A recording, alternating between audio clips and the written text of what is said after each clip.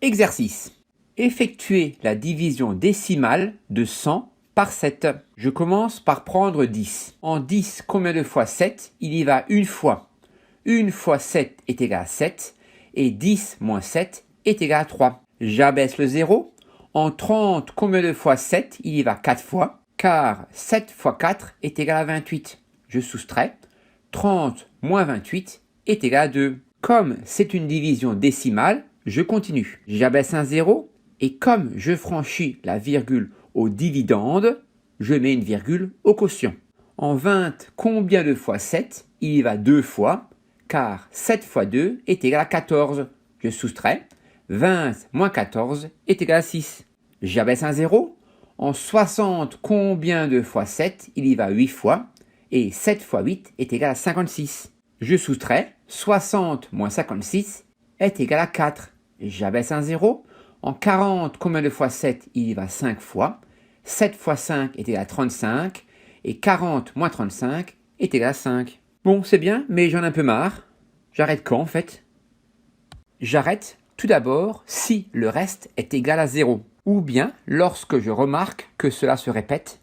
Ou enfin, lorsque l'énoncé ou la situation le demande. Par exemple, si le quotient est une somme d'argent en euros, il est inutile de donner la réponse avec 5 chiffres dans la partie décimale. Il suffira d'arrondir au centime près. Bon, bref, ici, le reste n'est pas égal à 0. Pour l'instant, rien ne se répète, donc je continue. J'abaisse un 0. En 50, combien de fois 7? Il y va 7 fois. 7 fois 7 est égal à 49, et 50 moins 49 est égal à 1. J'abaisse un 0.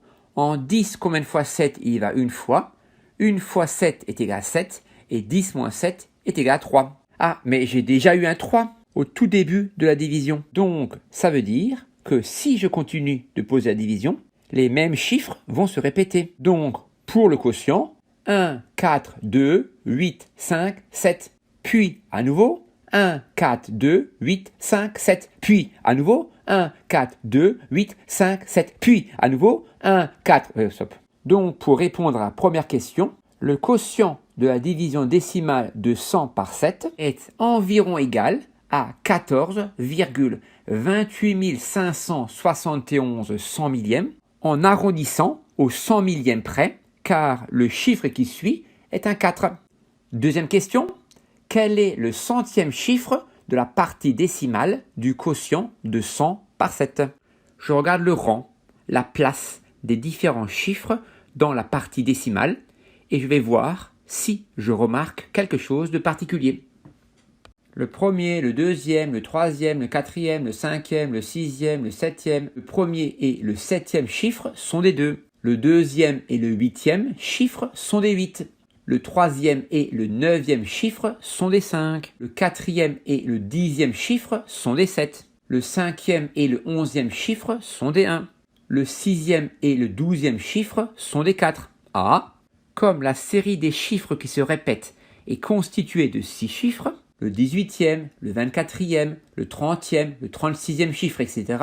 seront des 4. Donc, les positions du chiffre 4 dans la partie décimale sont les multiples de 6. Or, en effectuant la division euclidienne de 100 par 6, on voit que 96 est un multiple de 6. Cela veut dire que le 96e chiffre de la partie décimale est un 4. Le 97e chiffre est donc un 2, le 98e chiffre est un 8, le 99e chiffre est un 5, et enfin, le 100e chiffre est un 7. Voilà, donc le 100e chiffre de la partie décimale du quotient de 100 par 7 est un 7. Je te remercie, j'espère que tu as bien compris, je te souhaite une belle journée, à bientôt.